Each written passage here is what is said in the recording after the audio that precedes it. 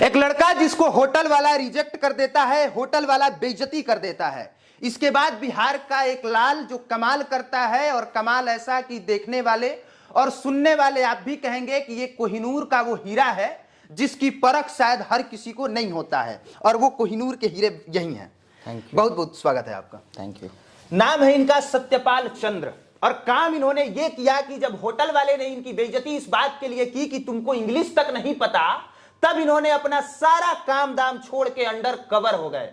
मतलब लोगों की नजर से ओझल हो गए और चुपचाप इंग्लिश पे इन्होंने काम करना शुरू किया। पता नहीं इनके दिल में कौन सी वो बात चुभ गई कि जब बाहर निकले तब तक 11 नोवेल इंग्लिश में लिख चुके थे।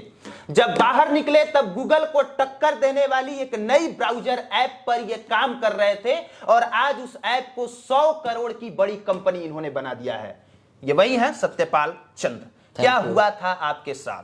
सबसे पहले तो ये समझ लीजिए कि 100 करोड़ की एक कंपनी, वैल्यू कितना बड़ा होता है आप समझ सकते हैं, और बिहार प्रतिभा की कितनी बड़ी खान है, इस बात से आप इस बात का अंदाजा लगा सकते हैं। सबसे पहले ये बताइए क्या हुआ था ऐसा आपके साथ जिसके बाद आमतौर पे कहा जाता है कि बिहार के लोग इंग्लिश छोड़िए ना, हिंदी में स और स में भी फर्क नहीं कर पाते हैं। हाँ जी, होता है, बहुत होता है। ये होता है ना, श में बहुत फर्क होता है। यहाँ तो नहीं पता चलेगा, बट यहाँ लोग नहीं कर पाते। बट हाँ, ये अगर दिल्ली में रहोगे, मुंबई में रहोगे, तो लोग को ये MTI कहते हैं, मदर टंग इन्फ्लुएंस। तो लोग को पता चल जाता है कि यू आर फ्रॉम बिहार। ये हाँ, वो बात करके समझ वो बात प्रॉब्लम होती है। वो बात करके समझ जाते हैं कि तुम बिहारी हो। यस।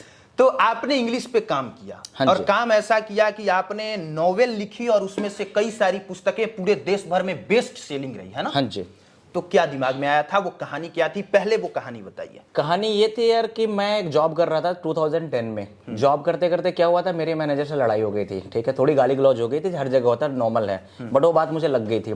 तो मैंने अपना आई कार्ड फेंका उसके मुंह पे, और एक अपने आप से उससे प्रण किया था कि अपने आप से प्रण किया, और उसको ये बोला कि मैं तुम्हारी नौकरी नहीं करूंगा। अपने आप से प्रण किया कि मैं आज के बाद नौकरी नहीं करूंगा। लड़ाई किस बात के लिए हुई? अरे होती है, कॉर्पोरेट लाइफ में चलती है गाली गलौज। आपने टारगेट नहीं पूरा किया, आपने सही से काम नहीं किया। बॉस होता है ना, अभी बॉस का ईगो बहुत इंपॉर्टेंट होता है। जब आप किसी के लिए नौकरी करते हो तो उनका ईगो बहुत इंपॉर्टेंट होता है। ये हर जगह होता है। तो किसी रीजन उनका ईगो हर्ट हो गया था, तो हो गई हमारी थोड़ी। तो हमने भी उनको सुना दिया अच्छा खासा। फिर मैंने उनका आई कार्ड फेंका उनके मुंह पे, तो मैं आपकी नौकरी नहीं करूंगा, ये उनसे कमिटमेंट था, और मैं आज के बाद नौकरी नहीं करूंगा, ये मेरा खुद से कमिटमेंट था। उसके बाद मुझे लगा नौकरी तो मैं नहीं करूंगा, ये मैं जानता हूँ। बाहर आया, मेरे पास कोई डिग्री नहीं थी, मैं बहुत पढ़ा लिखा नहीं था, मुझे इंग्लिश नहीं आती थी। तो मुझे ये पता था कि अगर मैं नौकरी कर क्या सकता हूँ, बहुत अच्छी जॉब तो मिलेगी नहीं। बिल्कुल। उसी रात सोचा कि यार ये मेरे पास जो पैसे पड़े आखिरी पैसे है, इसके बाद मैं नौकरी नहीं करूंगा तो मेरे पास सैलरी के लिए पैसे भी नहीं होंगे। उस समय जब आप काम कर रहे थे कितने पैसे मिलते थे आपको? 8-9 हज़ार। बस 2010 की बात है। और 8-9 हज़ार की सैलरी पे आपको इतना एटीट्यूड था खुद के अंदर? एटीट्यूड सैलरी पर नहीं था, एटीट्यूड खुद पे था यार कि मैं नहीं करूंगा तो नहीं करूंगा, क्यों करूंगा। अच्छा, ठीक है, मैं अपनी लाइफ में कुछ ना कुछ कर लूंगा, इतना पता था मुझे।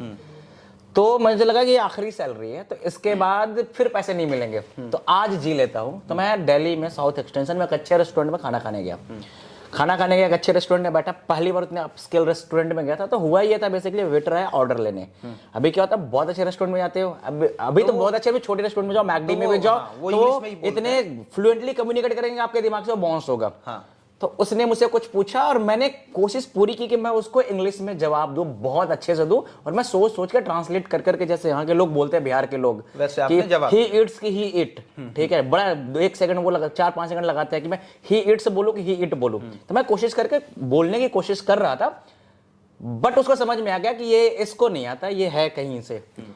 उसने ऐसा लुक दिया, और लुक का 3 मायने हो सकता था, इधर मैं बेवकूफ हूं, इधर मैं गधा हूं, और ये इधर मैं इस कंट्री का 3rd क्लास सिटीजन हूं, जो अंग्रेजों के टाइम में इंडियन को समझाता था, you are a 3rd class citizen of this country.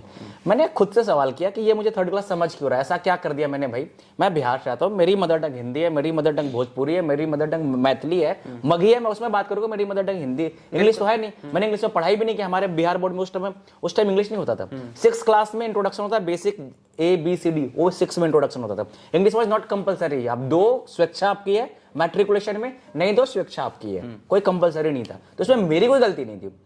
But फिर मन में ये ख्याल आया, यार मैं दिल्ली में रह रहा हूँ, और ये जो इंग्लिश नहीं आती या मेरी क्या गलती है, ये मैं खुद को जस्टिफाई कर रहा हूँ अपने आप को। अगर मुझे इनके साथ रहना है, इनके जैसा सोचना है, इस स्केल पे आना है या मुझे कुछ बड़ा करना है, तो अपने आप को एक्सक्यूज देके काम नहीं चलेगा। हमारे लाइफ में ऐसा हमेशा होता है ना कि कुछ चीज हमारी कमी होती है ना, हम उसको एक्सक्यूज दे देते हैं, यार तुम्हारा वक्त थोड़ी ना खराब चल रहा है, सबका चल रहा है, ठीक है ना, तुम थोड़ी ना नौकरी नहीं निकलो, देखो लाखों लोग नहीं हुए, तुम भी वन हो। तो मुझे लगा ये जस्टिफाई करने का पॉइंट नहीं है, पॉइंट ये कि जो आपकी कमी है उस पर काम करो। मैंने कहा नहीं, ये आज मैं जस्टिफाई नहीं करूंगा, आज इस पर काम करूंगा। उस दिन मैंने अपने आप से प्रण किया, एक प्रण पहले करके आया था, इसके बाद मैं नौकरी नहीं करूंगा। दूसरा प्रण भी उसी दिन किया कि 6 महीने, मैंने एक डेट लिखी थी अपने आप से, 6 महीने कुछ भी हो जाए ना, मैं किसी लोगों से मिलूंगा, कुछ भी नहीं करूंगा, चाहे मेरे पास पैसे हो ना हो, कुछ भी हो, खाने को हो ना हो, what ever it is. 6 month, 6 महीने के बाद जब अपने घर से निकलूंगा तो I want to have good command over English, मुझे इंग्लिश बहुत अच्छी आनी चाहिए। और मैंने 6 महीने के बाद ये किया। 6 महीने के बाद मैंने, उस टाइम मेरी लाइफ की रूटीन ही थी इंग्लिश, मूवीज देखना, न्यूज़पेपर पढ़ना, कुछ भी, it's all about English, nothing else. तो 6 महीने के बाद जब मैं वहां से निकला तो मैंने काफी अच्छे कमांड इंग्लिश पे डेवलप कर लिया था। तो देखिए, इंग्लिश बोलना एक अलग बात है, इंग्लिश समझना अलग बात है, लेकिन इंग्लिश में नॉवेल लिखना वो एक अलग चीज है, उसका इंग्लिश से कोई लेना देना नहीं। बिल्कुल नहीं। तो फिर नॉवेल लिखने का विचार कहाँ से आया, और आपने लिखा भी और पुस्तकें आपकी बिकी भी? बड़ा आयरोनिकली थिंग्स है यार कि मेरे पास जॉब का ऑप्शन नहीं था, मैंने खुद से कमिट कर चुका था मैं नौकरी नहीं करूंगा। अब मेरे पास कोई डिग्री नहीं थी, ऑनेस्टली डिग्री नहीं थी, तो मुझे कोई जॉब पे, अच्छे जॉब पे रखेगा नहीं। तो ये जो मैंने लिखा आउट ऑफ डेस्परेशन में लिखा, ठीक है, मैं करूँ क्या, तो चलो कुछ नया ट्राई करते हैं। मैं क्रिएटिव थोड़ा सा था, तो मैंने लिखी इंग्लिश में बुक। पहली बुक बड़े मुश्किल से पब्लिश हुआ तो लोगों में अच्छा क्रेज आने लगा, मुझे बड़े बड़े लोग मुझे बुलाने लगे, तो मुझे लगा मेरे लिए ना लाइफ के ना बड़े डिफरेंट डायमेंशंस खुल गए। तो मुझे लगा नहीं, अब मुझे लीक से हट के कुछ करना है। तो वहां से फिर मैंने और बुक लिखी, वो भी बिकी, लोगों में कांटेक्ट बढ़ा, लोग मुझे जानने लगे, अप्रिशिएट करने लगे, तो और कॉन्फिडेंस मिला कि नहीं अब थोड़ा हटके और डिफरेंट करते हैं। फिर उसके बाद मैंने 3-4 कंपनी खोली डिफरेंट सेक्टर्स में, वहां से थोड़ा और रिकॉग्नाइजेशन मिला, लोग मुझे और जानने लगे। तो ये सिलसिला चलते रहा। मैं ये कहूंगा सबसे अच्छी बात है कि मैंने लाइफ में आज तक कुछ भी प्लान नहीं किया था। अगर मेरे, जहां से मैं बिलोंग करता हूं, अगर मेरा प्लान होता, अगर मैं अपने पेरेंट्स के अकॉर्डिंग चलता या मैं जहां से आता हूं अगर वो काम करता, तो मैं आज पैरा टीचर होता, max to max. That can have been my dream, nothing else. एक होता है वो जिसकी आप बेइज्जत कर दें तो चेहरा छुपा के वहां से निकल जाता है, एक होता है वो जिसकी आप बेइज्जती कर दें तो फिर वो इस चीज पर उतारू हो जाता है कि हम जब तक से तुम्हें जवाब न देंगे और जब तक से अपने काम से खुद को संतुष्ट न करेंगे तब तक से लड़ते रहेंगे, और तब तक से लड़ेंगे जब तक से खुद की नजर में खुद की रिस्पेक्ट न बन जाए। और हमें लगता है कि दुनिया को नहीं, ये खुद से लड़े और खुद को सबसे पहले सेटिस्फाइड किया। सही हूं? Yes yes. और एक कहानी दूसरी है। अब ये कहानी ये है कि गूगल को टक्कर देने वाला इन्होंने एक ब्राउजर फीचर बनाया है। मतलब एकदम आसान भाषा में बताऊं, एकदम आसान भाषा में, तो जितनी सारी चीजें आप गूगल पे सर्च करते हो, देखते हो, समझते हो, न्यूज पढ़ते हो या जो कुछ भी करते हो, वो सारा काम आप इनके ब्राउज फीचर पे कर सकते हो। ब्राउज फीचर का नाम आप बताइए। मैकटैप है। मैकटैप का मतलब होता है magical tapping. Magical tapping means जादू भरी टच, जादू भरी छुअन। आप टच करो, मैजिक होगा। और सबसे बड़ी बात कि बिना किसी एडवर्टाइजमेंट के, बिना कहीं कोई चर्चा किए अब तक से 40 लाख से ज्यादा लोग उसको डाउनलोड कर चुके हैं और ज्यादातर लोग उस पर काम कर रहे हैं। सही है? 40 लाख या 50 lakh? 40, it's near around 50 lakh, near around 50 lakh. Yes. हाँ। तो लोगों तक कैसे पता चला कि आपने कोई गूगल के टक्कर का ये बनाया है? लोगों ने यार डाउनलोड करना ऐप अच्छा था, लोग उसको यूज इसलिए कर रहे थे, जैसे आप बिहार से आते हो, ठीक है, आपने टाइम्स ऑफ इंडिया पढ़ना शुरू किया, बड़ा आसान भाषा में समझाता हूँ। टाइम्स ऑफ इंडिया का जैसे ही खोला गूगल पे, पहले पेज पे आपको 10-12 इंग्लिश के डिफरेंट मीनिंग मिलेंगे जिसको समझ नहीं आएगा। जैसे आएगा प्रोक्रेस्टिनेशन, इतना भारी सा वर्ड समझ में नहीं आता। अब क्या करोगे, 10-12 वर्ड ऐसे मिल गए, आप टाइम्स ऑफ इंडिया बंद कर दोगे, दोबारा नहीं खोलोगे। मैंने कहा नहीं यार, मैं हिंदी वाला पढ़ लूंगा, वो ज्यादा आसान है। मैं हिंदी न्यूज चैनल देख लूंगा, इंग्लिश वाला नहीं देखूंगा।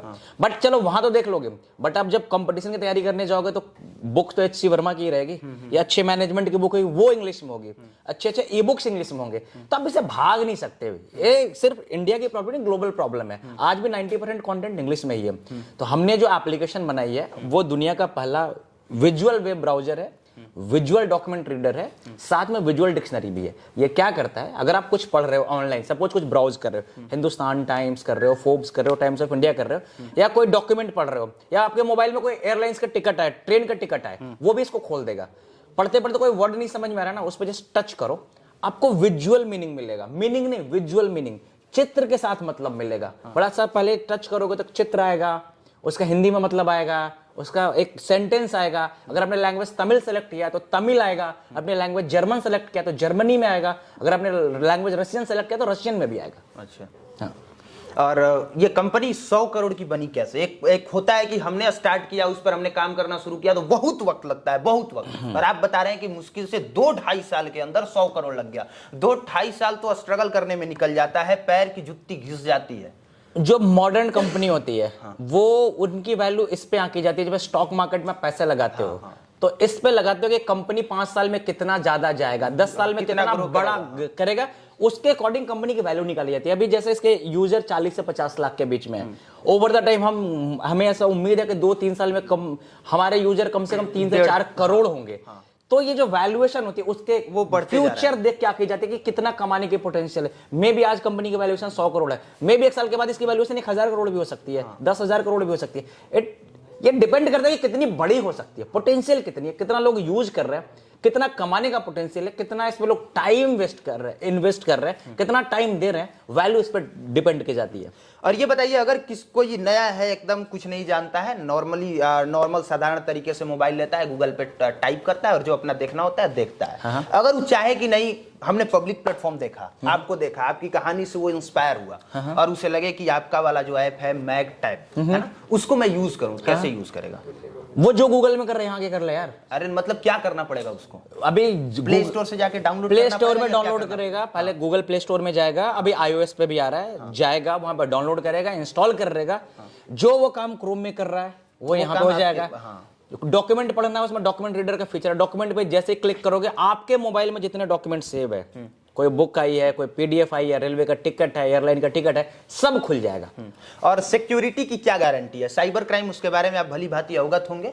और ये कहा क्या जाता है, मतलब इस तरह की खबर आते रहती है कि जैसे ही आप कोई चीज सर्च करते हैं एक अननोन वेबसाइट से, तो आपका कॉन्टैक्ट नंबर, आपके कॉल लॉग्स, आपके मैसेज, आपके फोटोज, वीडियो जो कि आपने मोबाइल में प्राइवेट करके रखा है, वो सारी चीजें उसके पास चली जाती है, जिसका वो ऐप है, चाहे वो जिसका ब्राउजर है। तो आपकी क्या गारंटी है कि जो आपने ये ब्राउजर, जो आपका ये ब्राउजर फीचर्स है वो बिल्कुल सिक्योर है या प्राइवेट चीजों को वो लीक नहीं करेगा? मैं इसको बहुत आसान शब्द में समझाता हूँ। हाँ, एकदम आसान शब्द में ही समझाइए। पहले मैकटैप में आपको कोई परमिशन नहीं देना होता है। अभी कोई भी ऐप अगर आपके मोबाइल से कुछ भी ले रहा है तो परमिशन मांगता है, अलाउ।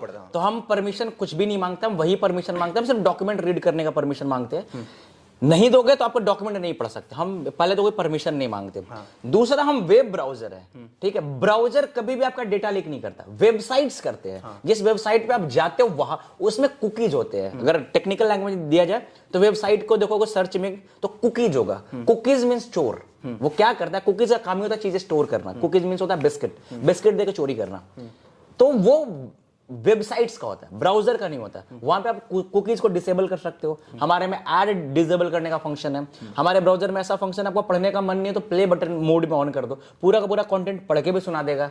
नोट्स बना सकते हो वहीं के वहीं ऑन द गो, ट्रांसलेट कर सकते हो, हाईलाइट कर सकते हो, पीडीएफ बुकमार्क कर सकते हो। ये सब विजुअल मीनिंग के अलावा हो रहा है। विजुअल मीनिंग हमारा अभी भी, विजुअल मीनिंग वर्ल्ड में वन ऑफ इट्स काइंड है, ये दुनिया में कहीं नहीं है, ये सिर्फ आपके ही, ये हमारे पास ही है। यस, एकदम आसान भाषा में समझिए कि जब भी कोई ऐप आप डाउनलोड करते हैं या फिर आप कोई ब्राउजर फीचर्स यूज करते हैं तो आप बहुत सारा चीज आपको पढ़ने को मिलता है, और वहां पे बिना पढ़े आम आदमी अलाउ पर क्लिक करता है, और जैसे ही क्लिक करता है उसकी सारी प्राइवेट और सारी आपकी निजीगत चीजें उस आदमी के पास चली जाती है। लेकिन जब आप मैग टैप यूज करेंगे तो आपको कुछ अलाउ नहीं करना है। सही बात, कोई परमिशन नहीं है, कोई परमिशन आपको नहीं देना है। आपको आराम से जो है लॉग इन करना है, और जो चीज आप गूगल पे कर रहे थे, जो चीज, वो सब चीज आप इस पे कर सकते हैं, और गूगल से एडवांस तरीके से कर सकते हैं। कहीं ऐसा ना हो कि अगर आपकी कंपनी कहीं ज्यादा बड़ी हो गई तो आपकी टक्कर सीधे गूगल से हो जाए। आई थिंक टक्कर लेना जरूरी नहीं, हम साथ में भी काम कर सकते हैं यार। लेकिन अगर हो गई, गूगल के टक्कर की हो गई, तो उनका अपना वे होगा, हमारा अपना वे होगा। आप 4 जर्नलिस्ट हो, आप चारों बहुत बड़े हो गए, आपका स्टाइल अलग होगा, उनका स्टाइल अलग होगा, आपके ऑडियंस अलग होंगे, वो ऑडियंस आपको भी सुनेंगे, वो उनको भी सुनेंगे। लेकिन ऑडियंस तो बटेंगे ना। नहीं, बट एक बात बताओ, 5 सीरियल आता है, सब सीरियल का ऑडियंस होते हैं, 10 लाख इंडिया में गाने रिलीज होते हैं, सबको लोग सुनते हैं, चीजें दोनों अच्छी हो, लोग दोनों करते हैं। आप 20 कपड़े नहीं, 20 शर्ट नहीं खरीदते क्या? खरीदते हो ना, और लोग 2 शर्ट भी खरीदते हैं। इट डिपेंड क्या, अगर 20 फैसिनेटिंग शर्ट हो तो 20 शर्ट भी पहनोगे, तो ऑडियंस नहीं बढ़ता। हर किसी को अच्छी चीजें दो, यूज करेंगे। बाकी ये जवाब कुछ भी दें, हम भाई बिहार के हैं, ये भी बिहार के हैं, तो हम तो चाहेंगे कि गूगल से भी बड़का धमाका ये करें, और हम तो चाहेंगे कि गूगल से भी ज्यादा लोग इनके ब्राउज फीचर्स को डाउनलोड करें और दिखा दे कि बिहार का लाल सिर्फ गूगल का सीईओ नहीं बन सकता है, बल्कि बिहार का लाल गूगल से बड़ी कंपनी खड़ा कर सकता है, उससे ज्यादा पैसे कमा सकता है और उससे ज्यादा अपनी विश्वसनीयता भी कायम रख सकता है। बाकी समय देने के लिए आपका बहुत बहुत धन्यवाद, और आपकी जो कहानी है वो बहुत इंस्पायर करी हमें भी, बाकी लोग। Thank you so much.